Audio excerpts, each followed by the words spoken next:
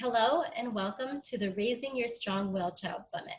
I'm your host, Sonali Vongchusiri, and I am so excited to introduce you to the amazing Lori Petro today. What I can tell you is that I've personally taken several of her courses, and I own a copy of her conscious communication cards. And I remember when I was first trying to change how I spoke with my kids and being in those like sticky situations with my kids and not knowing what to say. And I would run to my room and grab her cards and look for the one that was the closest match and read Lori's words and just be like, yes, I can say that, I can do that, and go back to my kids and speak to them in a way where they felt heard and understood and where I felt heard and understood too. So welcome, Lori. I'm so excited to have you here. Hi, Sonali. I'm so excited to be here with you. And I love the way that you were talking about how the cards, they empower you. You sound like you were empowered by like shifting that language and then, getting to run back and try a different way. So I love that you're, able to find that they're beneficial for you and your kids. Yeah, totally. That's the word. They empower you. They give you the words that you need to say. Would you share a little bit about yourself and your work? Sure. So I am the founder of Teach Through Love, and Teach Through Love is an online website resource for parents. My goal was really just to create access to information that would empower us as parents to not feel so alone and to create better relationships with our kids. It really came from my own personal journey and a difficult childhood and being a really sensitive kid, which I know that we've discussed, that sensitivity and how it really impacts our emotions and our ability to express ourselves and regulate ourselves. And I had a lot of challenges with that, and my parents didn't really have the tools or the understanding to help me. And so through my own just personal challenges and development, I started Teach Through Love and became just a real advocate for changing the way that we speak to each other, which is why I created the conscious communication cards that you mentioned using, just to help us, because I think a lot of parents think, I know I want to be connected to my kid and I want to be empathetic, but I don't know what to say except for punishment. And so it was really just a desire to help parents move past punitive discipline into something that was more rewarding and more sustainable and, beneficial for our kids in the long run. Yeah, I love that. Yeah, that's what I really love about the conscious communication cards. They give you the words before you necessarily know what to say. So you kind of have this path that you can walk before you know what to do. Thank you. So you have this amazing gift to really help, like me, when I was first doing this, to help me really shift my perspective.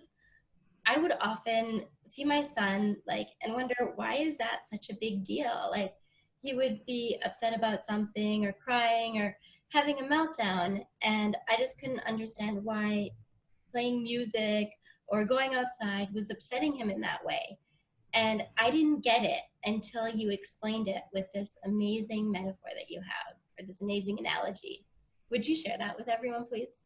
The bouncy house. Yeah, the bouncy house. Yeah.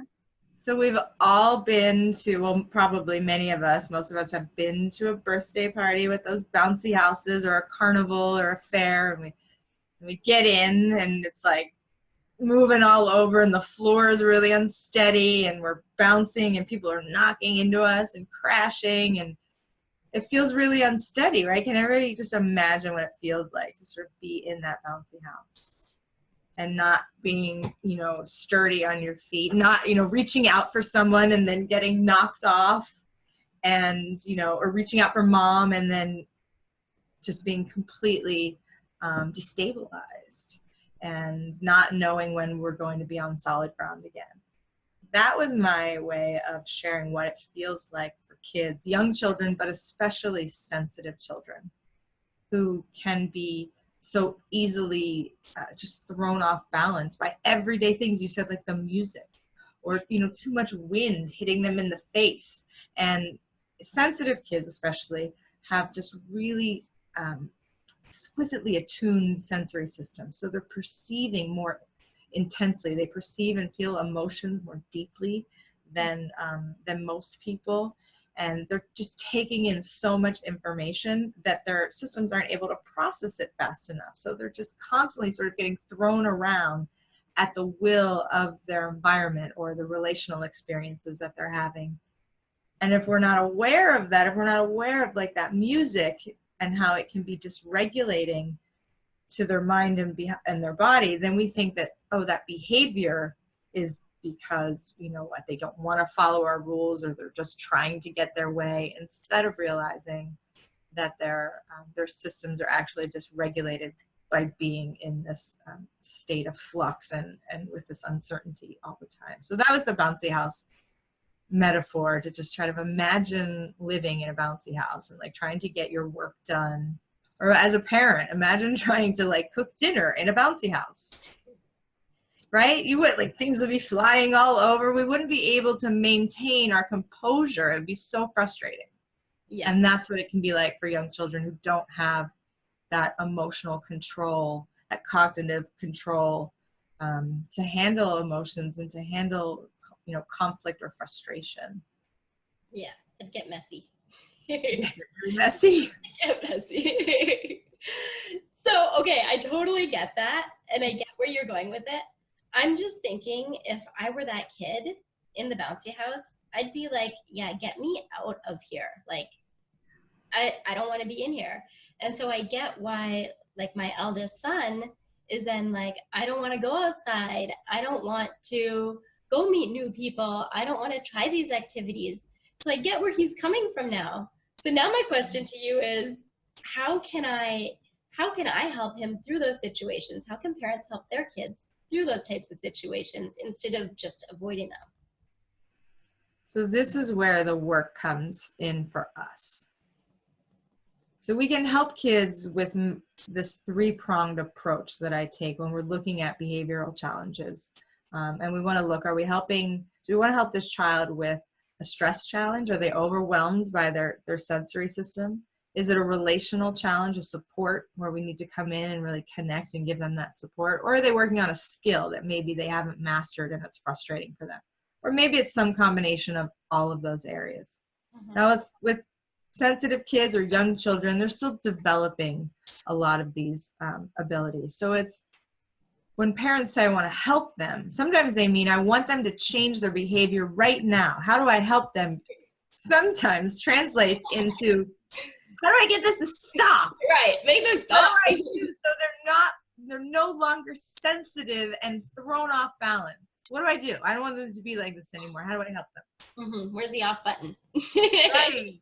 And so the reason I say that is because I want us to sort of back up and say that our kids are, that the way that they're getting all dysregulated because of that bouncy house feeling, mm-hmm. just exactly the way that they're supposed to be. They're exactly where they are because that's what their bodies, that's where their development is. So we have to go in and meet them at this very limited place where they have not a lot of skills. And we have to meet them there. So how do we help them? We just meet them there. And we honor that frustration. And we say, it's really loud out here. And you don't like all this noise. And we can provide tools, right? We can provide, we used to have a first aid kit of sensory tools in the car. It had headphones. We used essential oils. There were little stress balls, squeezy balls. There were things that she could just, get her, my daughter's frustration or her overwhelm out. She used a lot of, she loves those fidget spinners, those spinny things, or just holding little pieces of clay or Play-Doh, anything that she could use to help her calm her system on her own. Offering kids those kind of tools, right? So we can give kids tools and we can give them the empathy because they're reacting exactly the way they're supposed to. And how to help them is just by meeting them there with emotionally supportive feedback. So it means that we're not blaming them for being in this way. that we're not shaming them. Why can't you just get over it? We're almost done. You can handle it. Not saying that we shouldn't tell them that they can handle it, but the way to teach them that they can handle it is say, you know what, when you take a big, deep breath, your body sends signals to everything in all your nervous system and all the connections. They all start to connect, and it tells your body, you know what, I'm okay. I can handle this when we take a big, deep breath. So that's how we help our kids, by modeling for them, by connecting with them emotionally, but by letting them have their feelings, right? So it's not about instant change. It's about that slow repetition of relational support, so that eventually that 3, 4, 5, 6, 7, 8-year-old at 13, 14, 15, 16, they have a lot more control over their behaviors. But only if we come in and really give them that emotionally intelligent discipline, which is rooted in quality feedback about saying, this is how you feel, this is what I'm noticing, this is what I'm thinking might be going on for you. Is that right? Really inquiring with kids and being curious instead of just saying, don't stop and you have to. That's really how we support them through those uncomfortable periods where they don't know how to manage their emotions, or where they feel frustrated because of just they lack ability and maturity, and they don't want to be told what to do, because nobody wants to be told what to do, right? But we never give children sort of that leeway to have uncomfortable feelings about it. We sort of say, well, just change or get over it, or how can I help you by making you not be like this anymore? So yeah, because their uncomfortable feelings make us really uncomfortable too. Yeah. So if we can get comfortable, that's what I was going back to. Like, that's how we meet them there. But if we can really do that personal work to sit with, why am I getting flustered when my child says no? What is that trigger in me? Where am I when that happens? When they say, no, I don't want to put my socks on, or no, I don't want to move, you move. Suddenly we're like, whoa. What do you mean I move? I'm the adult, right? I'm the leader. Why am I getting pushback? And it makes us feel like we're losing our sense of authority. And that's just sort of a mind, game that we play with ourselves. It's not real, but we realize it's not real if we start to just say, okay, why do I feel that way? Why do I think I'm losing my authority? Why am I not connected with this child right now? How do I feel when I am connected with my child? Like, just investigating our internal landscape gives us the confidence to go into a situation calmly. Yeah, it totally does. Yeah, it does for me too. Like, why am I so upset right now? Why does it hurt? Like, why does this bother me so much? Yeah. Don't you find that you shift in your ability to be compassionate when you turn that compassion, when you really investigate for yourself and be compassionate towards yourself? Yeah. Isn't that cool? When you offer yourself compassion, then you can really offer your child compassion. But you have to start. That's what I realized. I have to start with me first. I have to offer myself that compassion. And then I can go to my kids and be like, all right, I totally get it. And tell me about like what's going on. But I have to really be like, oh yeah, I am getting really upset about this. Why is it bothering me so much? Okay, and what can I do about it in this moment? Like, yes, in this moment, right? Not like, how do I change this behavior so that I get what I want at 30? When I see a 32-year-old, my child at 32, it's like, I can't get that now. I can't get the grown adult now. But what can I change in this moment for myself, or for, helping my child? What can I do to, just stay present? Yeah. I love that. I love that you get that, and you helped introduce me to that concept. So thank you for that. Thank you. I mean, I practice it. I teach it because I need to practice it. It was also one of like a really big goal for me to realize that I even had feelings. Right? Because we shut them down sometimes. Yeah. Mm-hmm. Yeah. Didn't realize their purpose for so long. Yeah. Because, exactly. And then once we start realizing their purpose, we learn to sit with them and get comfortable with them. And then we can really go to our kids. Oh, that's beautiful. I love it. So I have these parenting questions from parents that have gathered, and they would really love to hear how you would handle certain situations. So I was wondering if you wanted to play a little game with me where we could find out how you would handle them, and we could see if we could stop you. What do you say? Yes, let's do a little Q&A. All right, let's do it.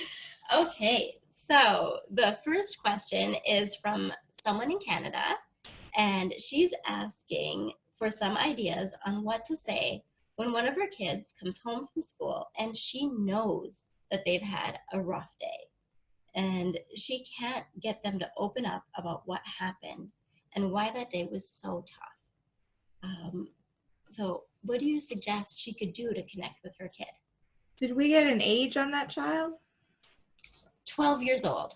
Oh, 12. So a little, yeah. So this is why it's really important to know age, because a 5 or 6-year-old, you might want to do more snuggles and cuddles or maybe just games. Even if they're resistant at first, you can sometimes reach them through that physical touch. We don't necessarily want to use tons of questioning.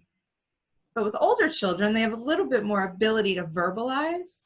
Yeah. But they may not need to verbalize. So here's the thing with older kids. It's not about whether they tell you things. It's about whether they feel like you're interested in what they have to say. So just the fact that you go in and connect with that child and say, whether they were having a tough week or whether you just see the look on their face and you just say, hey, just wanted to check in, make sure everything's okay. You don't need them to give you the rundown of their day. But just the fact that you inquired gives them that sense of safety. And they might come later and tell you stories, or you might get them, when you're making dinner together, or setting the table, or, maybe you're laying in bed together right before they say good night. I get a lot of stories, even now. I'll just lay down for a minute. I'll give my daughter a hug, but I'll just sit at her bedside or, lay next to her for a minute. And that's when still, even to this day, the stories will come out. And about just something random that happened, and I don't need to fix or advise or counsel. She's just sharing. But it's not necessarily happening right when she comes home, this connection, this opening up. But I check in with her, right? Or I offer just some validation of what I see for the child. So, do they come in and do they throw down their backpack and sort of, stomp over the couch and slump down? Mm-hmm. That makes us realize that, hey, maybe we do need to go check in sooner rather than later. Yeah. And it's just go in and be like, hey, saw you throw your backpack across the room. Just wanted to come in and check in, right? We don't have to ask questions and just say, I'm just here in case. Like kids know by the time they're, 12, we've developed this relationship. And if we haven't yet developed a really secure relationship, or if we feel like they're checked out of the relationship and they're purposefully never sharing with us, mm-hmm. then that's time to maybe not go in even at those times right after school, but in other times, and just take interest in what's going on for them. It looks like, you have a soccer game this weekend, or anything fun happening this weekend, or, anything exciting going on at school, or is there anything that that we need to put on the calendar for school? Just sort of inquiring about what their everyday is like can build connection and repair, any relational challenges or difficulties that we've had in the past. But I think just to get kids to open up is check in without that interrogation. If your kid still does, respond to physical touch or connection, just putting your hands on their shoulder, just sitting down next to them, playing games. This says I'm connected to you, and if you need to share anything, I'm here. But not that you have to. Yeah, I love that. And you know what I really loved about what you said? It's when you said, I saw you throw your backpack down. Like, there's no judgment in that. It's just an observation. I really believe in that. Just you say what you see. You repeat what you hear. I heard you say this, or I saw you do this. And I feel like it makes a huge difference because it's not judgmental. Right. Instead of saying, why are you so cranky, or what's wrong with you today, or pick up that backpack, because we see that behavior and we think, oh, we don't throw things in this house. Well, we want to get right. Yeah, we're afraid, like, oh my God, I'm going to have a kid that throws things for the rest of their lives, and we have to run in and, get them to stop doing that. And it's like, no, what's the we have to start responding just to the emotional experience of our kids. Yeah. Right? Let's look beyond behavior. Behavior, we can always address it. And it's usually addressed through the relationship, through this uncovering of, how do I feel? Oh, okay, you're feeling really frustrated or left out today. Like you got picked last on, for playing ball, or your friends were talking about doing, going skating this weekend and they didn't include you. There's so many things that will come up if we just can look beyond that initial behavior that we see and take out the judgment and just notice what we see. It's such a great, effective transformational shift. Yes. Just one small shift, from why did you just do that to, it looks like, is that true? Like wonder, be curious. Yeah. Be curious. I love that. I have that up in my bathroom on like a Post-it note. Like, be curious. Be curious. What's going on? Yeah. Thank you for that. I love that. So I have another question for you. And this is from a mother with a 2-year-old son. And her son is basically refusing to do whatever she says. And to like an extreme level where he's not eating meals throughout the day. And at the end of the day, he's walking around holding his stomach like, oh, I'm hungry, but still refusing to eat. And so she's really wondering how she can communicate to him that, yeah, we need to eat so that you don't feel like that without using force tactics. And how old again? I'm sorry. How old is this little one? He's 2. Okay. So at 2, kids do a lot of refusing, right? Mm-hmm. There's a lot of refusing going on at 2.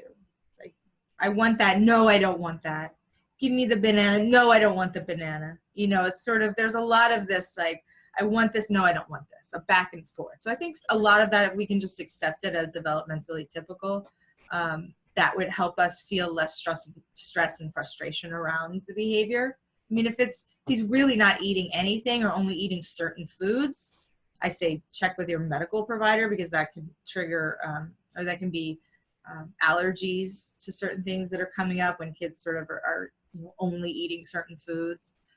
But generally, as long as, kids will eat when they're hungry, right? That's like sort of the standard advice that doctors will give you. And I like to follow a lot of just common sense when it comes to that. So if you're worried and your kid is really, like, if they're holding their stomach or they're constipated and it's things like that, yes, check with your doctor. But if they're generally healthy and fine, kids go through phases and stages, and I think there's no way to impart the importance of nutrition to a 2-year-old. So don't even try, right? Don't waste your time. Because mom would be stressed, and daddy will be stressed if we waste all of our time doing that. And the same with even, manners. Mm-hmm. A 2-year-old doesn't have the ability to stay, keep it together at the dinner table for probably more than 5 or 10 minutes. If they're not the center of attention. Yeah. They're just not mature enough to do that. So being really flexible, and if that means that they're throwing food because they can't stay regulated, well, then just give them one piece of meat at a time or one little carrot at a time. And then they don't, have full control over, a whole plate that they're not able to handle. So we can do excuse me, I'm hiccuping. I don't get the hiccups in the middle. We can do a lot of preventative work if we know what to expect. Like, we know that a 2-year-old has very little impulse control. Uh-huh.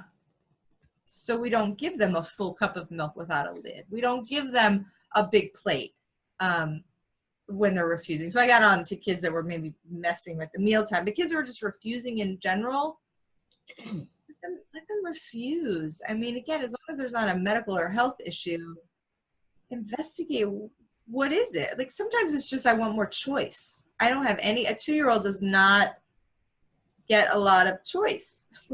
in their day, right? They're pretty much told what to do, where to sit, how to, I mean, not always, obviously, most kids get to play, but as they get older and go into school, 3, 4, or if they're at daycare, essentially we're making a lot of the decisions for them. We're letting them know when it's time to eat, when it's time to sleep. But at 2, they have a little bit more control over their bodies and what they touch and what they put in their mouth and where they put their head down. And so sometimes the refusal, I feel like, is just really developmental, and there's nothing that you can say per se. It's just reflecting. When a kid shakes their head, you can say, no, you didn't like that. Or you have a different idea. What's your idea? If they have language. I had a kid that was really verbal at 2. If they don't have a lot of language, it's, maybe you're just mimicking their frustration for them, and they're banging their feet, and you're just saying, I know you're so frustrated, and you're just letting them know that you understand their situation. Yeah. I'm not big, how do you get your kid to eat without forcing them? Let them make choices. Let them make the choice to eat, right? That's how we do it. Otherwise, we run into, if you eat all of your dinner, then you can have XYZ at the end.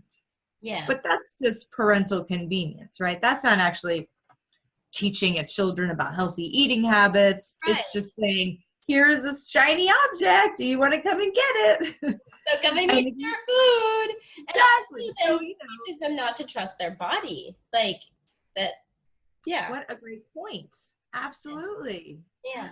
That's so true. I didn't even think about it in that respect right now, but absolutely. I mean, if they're full or if they're not hungry because they're so focused on playing and they're excited, that's where they are, right? Let them trust that they've got what they need to keep going. Now, and we'll say, well, it's lunchtime and they need to learn to. That's a lot. Like parents, don't you hear that a lot? Yeah. Parents always say, well, they need to learn to.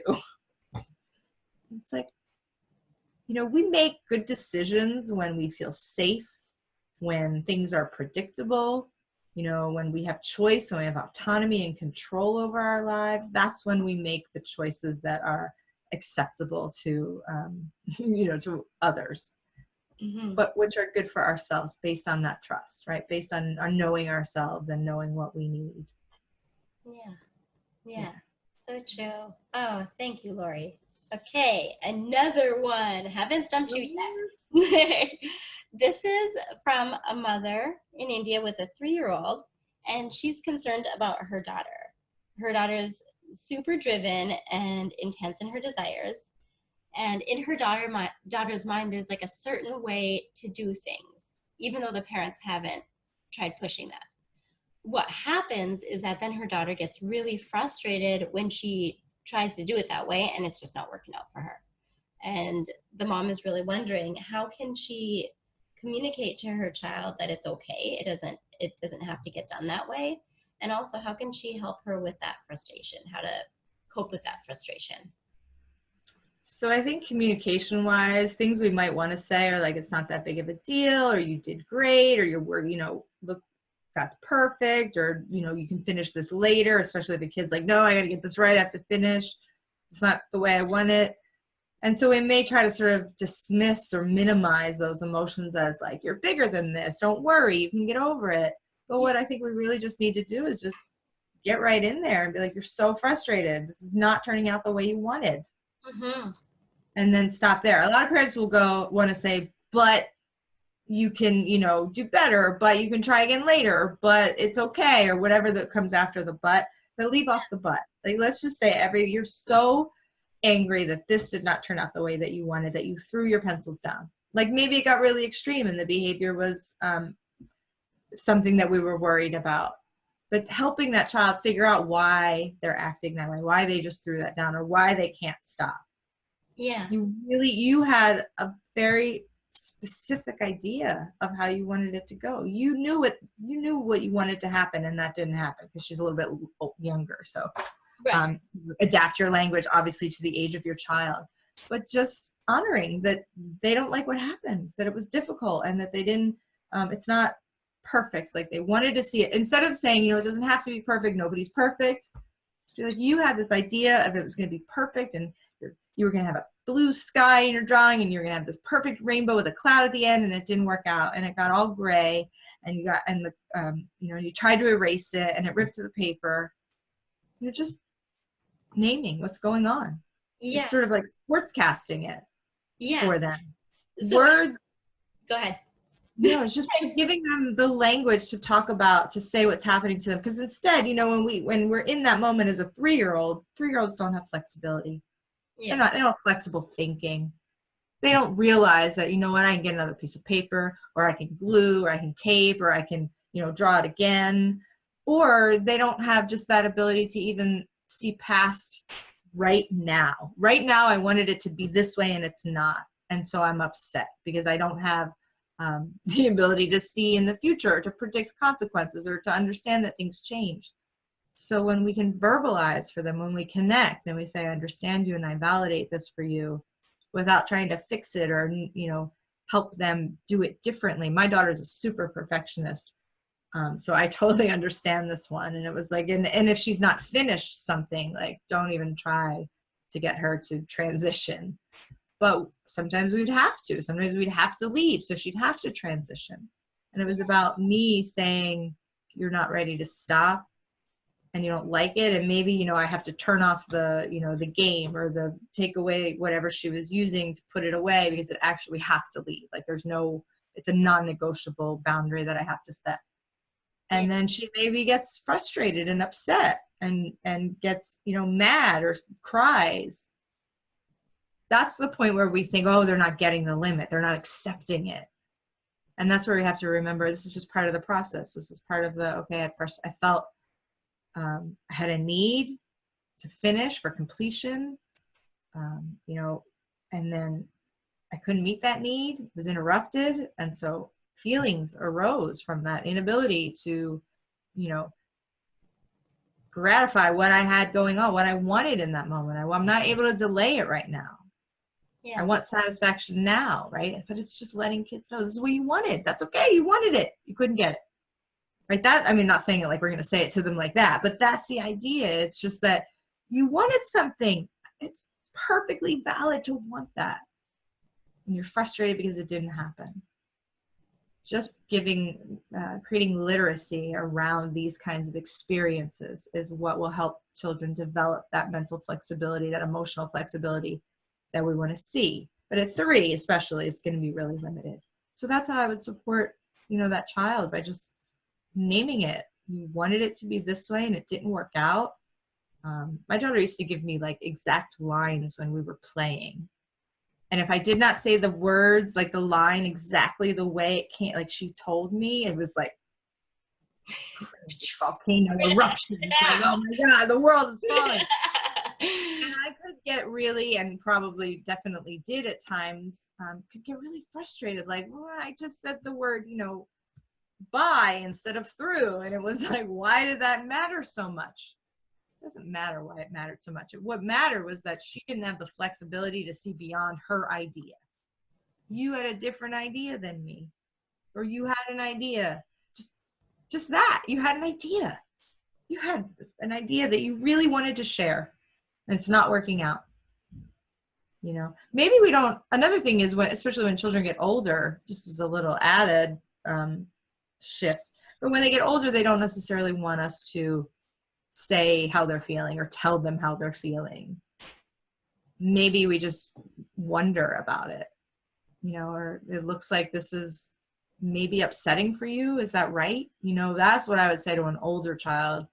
It looks like something's worrying you. I don't know. Am I right? Is that, am I on the right track? It's being curious and not being like, well, I can tell that you're worried, so blah, blah, blah. We don't want to just define it for kids. In the beginning, we want to start to name and label emotions, but as they grow, we want to give them the space to do it by just maybe inquiring. Again, going back to that curiosity piece. Yeah. So what I think I hear you saying is we really want to just meet them in the space that they are, and there's no need for us to try and take them somewhere from that space. Like, we can just meet them in their frustration and let them know that we get it. And we don't need to try to fix it or change it or take them out of that space. what they need from us is to know. Yeah, absolutely. I mean, the best predictor of our children's ability to, form healthy relationships and interact with others in healthy and positive ways is that they feel valued.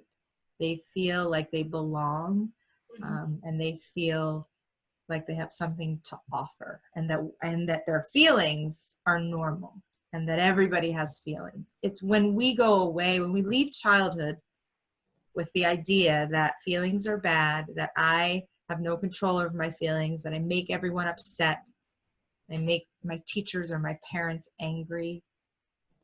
When kids start to grow up with those ideas interwoven in their self-concept, that's when they can't make poor decisions. That's when behavior challenges really take root and negative cycles start to unravel over years. And it gets worse when when they're teenagers, because they seek us out less, they look to their peers more.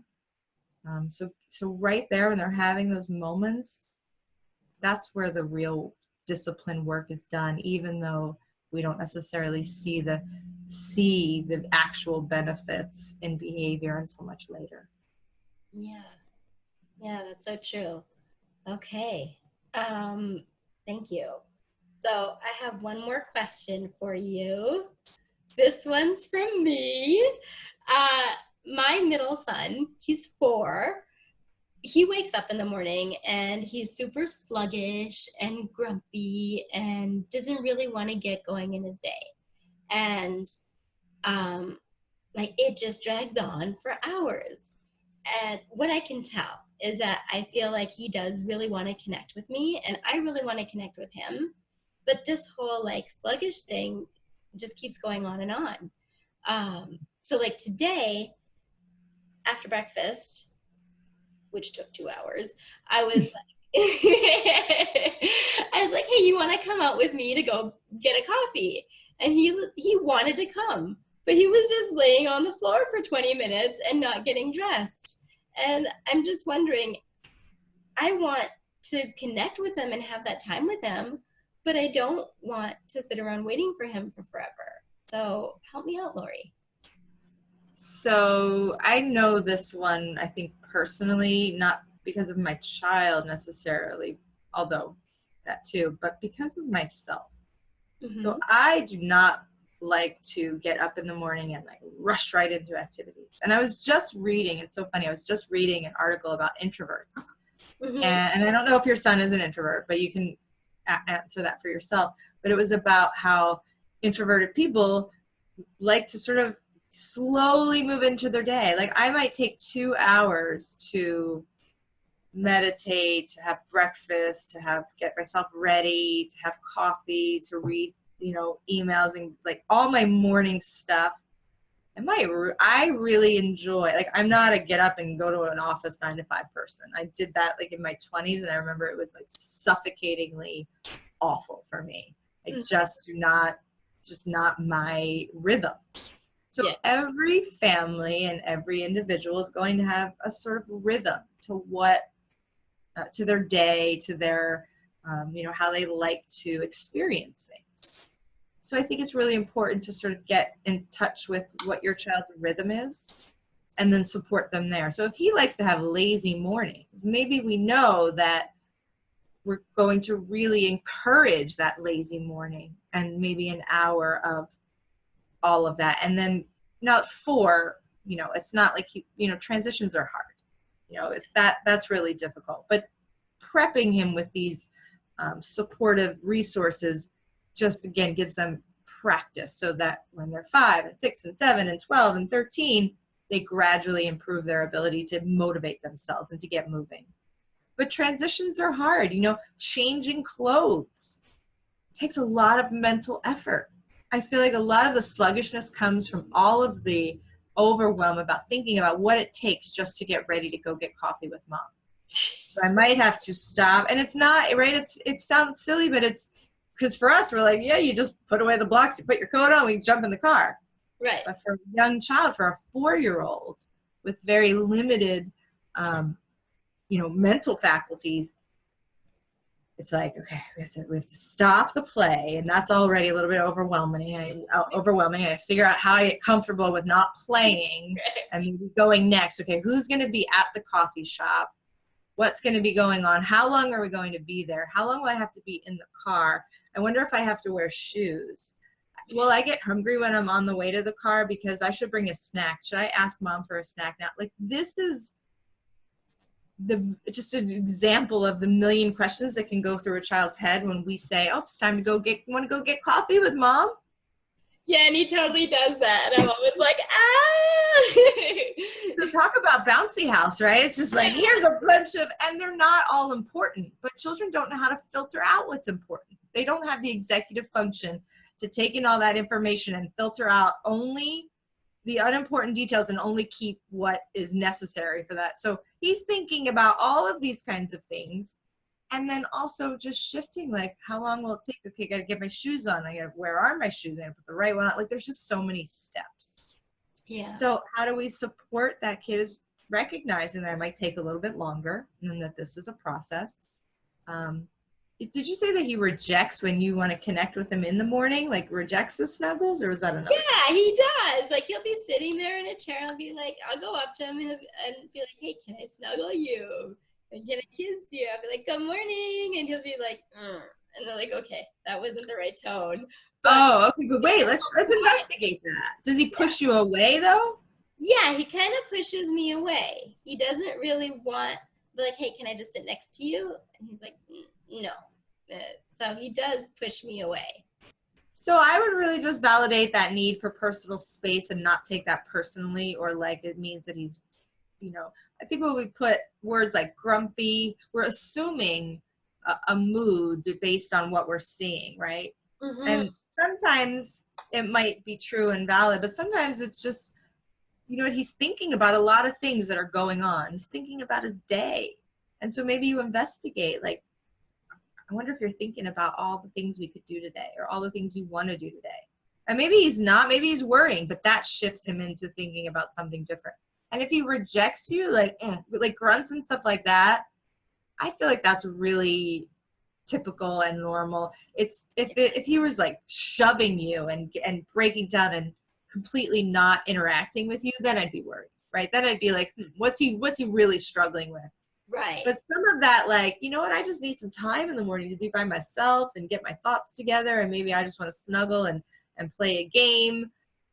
I would find ways to sort of encourage his alone morning time even, and then, but set up the structure. Maybe even a timeline. Some kids are really thrown off and they don't make any decisions because they don't know what's going to happen next. So does he have like a visual of how the day is going to look? Who's leaving and coming in? At noon, grandma's going to come over, or daddy's leaving, or, we're going to go shopping at 5:00. And for a 4-year-old, it doesn't have to be words. You can have just pictures of, and these are things that you can create. Obviously, we don't necessarily have just, pictures of shopping around, but we can create visual guides to just set up structure and stability for kids. Kids really thrive on rhythm and routine and being able to know what comes next. When we know what comes next, we feel safe and we can then show those positive behaviors. But when we don't know what's coming next, just because we're too young to understand or remember, or because it hasn't actually been laid out for us, like he may be stressing all morning about when that something might happen, and you might not even realize that he's worried about that or thinking about it. You know what I mean? So just, it's like we want to investigate what's going on for them without interrogating them, and that's a really subtle, it's a fine line. There's a subtle distinction there, but it also depends on every kid, like when you can prompt with a question to get more info, and when you might suggest what you see and be curious, and when you just want to sit and be silent. Maybe he just needs some quiet. Yeah. And soothing, changing the atmosphere with music, or that's one way to transition too. When we need to go from like quiet introverted activities and calming to, hey, let's go get some coffee, or let's go to the playground, shifting with transitioning with music, and just we all start to shake and dance and move. It just puts us into a different space, And then it's easier to then help kids, connect and shift to the next transition, whatever that may be. Yeah, I totally see that. And my big takeaway is that I'm actually judging him. I'm like, oh, he's so grumpy. And that's so helpful because now I can take a step back and he's just being quiet, Yeah. or he's just needing his own space. I Or, love it.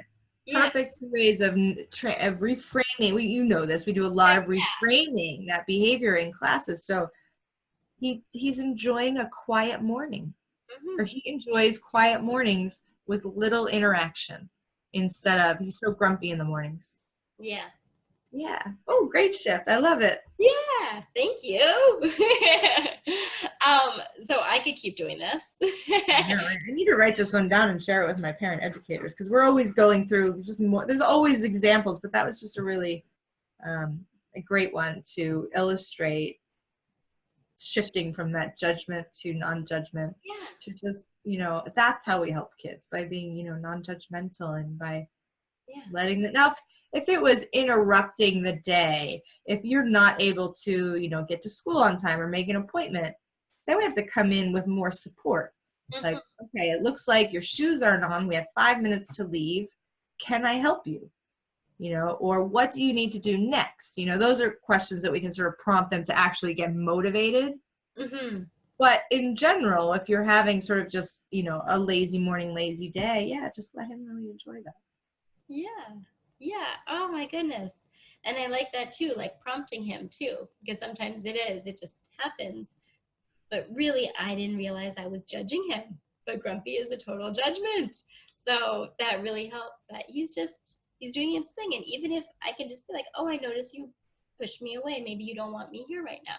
Maybe you just want to be alone. Yeah. Yep. Yeah. Yeah. And then you know what you might even find, and this is what I love, like kids like push us away, but it's kind of just like I don't really want you here, but are you going to stay? Like, I don't want you to go, right? So they push us. And so if you were to say, maybe you do want me to get up and I'll get up, you might find that they'll like grab you back and be like, no, don't go. I've had my daughter do that, definitely. Like push me away and be like, no, I really do need you here. Where are you going? Right. I've had my kids do that too. Like, oh, okay, I guess you don't want me here. Well, I'll be over here. And they'll be like, no, stay. And I'm like, oh, okay. Yay. And that may, we want to feel wanted and loved. We do so much for them that it's easy to sort of take that refusal or their need for space personally. Yeah. And we don't need to do that. It's not unless there's something going on in the relationship, it's probably not that. So it takes a lot of that stress and pressure off of parents, I think, when we can look at it differently like that, like you've just explained and illustrated for us. Yeah. Thank you, Lori. Thank you, Sonali. Okay, so I know we're running out of time, and I know you have a really awesome tool to share with everyone. Something really simple and practical that they can try. It'll just take a couple seconds to try. Would you share that with us? Yeah, so this is just 3 little words that can help us calm down, give us the space to not feel like we have to say something. A lot of times parents say, what do I say? What do I say? And maybe there's words to say, but maybe we just need to be with our kids. And so my 3 magic words are, tell me more. And if we can when we don't know what to say or we don't know what to do, and we're, as long as everybody's safe, just look at our children and say, tell me more. I want to know more. It's just a way to connect with kids and a way to help them shift their behavior without a behavior focus, with a relationship focus. It says, I want to connect with you. I'm interested in helping you. I'm interested in your point of view. And there's so many examples where that can just relieve the stress that a child feels so that they can adapt their behaviors. Like sometimes it's something that they need to really work through more. But sometimes it's just, I want to feel heard and acknowledged by you. So tell me more is my 3 magic words when a kid is saying, no, no, no, and you set the limit and you don't know what else to do. Just say, tell me more. Tell me more about this. Yeah, I love that. That's beautiful. Those are my 3 words. I love that because it's such a good tool and I like it too. So thank you so much for sharing that. And you also have a free gift that you're offering. Can Yes. you tell me more about that? So I'm going to give you guys my ABCs of Conscious Parenting. Mm-hmm. It's a PDF and audio.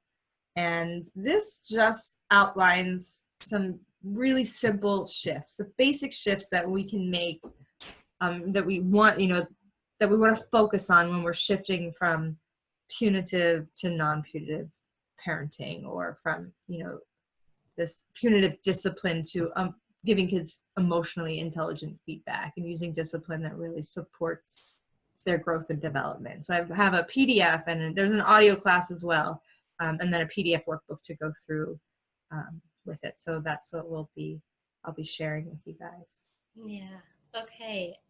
So all you guys need to do is click on the link and enter your name and email address, and Lori will send that valuable resource to you, which is super exciting. Before we end this interview, is there anything else you'd like to share with the people listening? Well, I think you probably know my motto in life and parenting is just remember it's about being conscious and not perfect.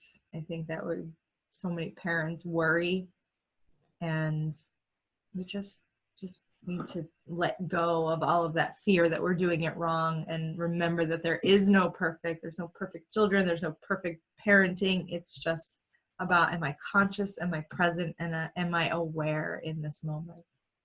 Yeah. Oh, that's beautiful. I love that. Lori, thank you so much for what you do and who you are. Thank you for inviting me. Thank you for being here and for sharing with your full heart the way that you did. It was lovely to connect with you. It was awesome to connect with you, and I'm so glad that you were here. And thank you everyone for listening and sharing this time with us. And I'll see you tomorrow.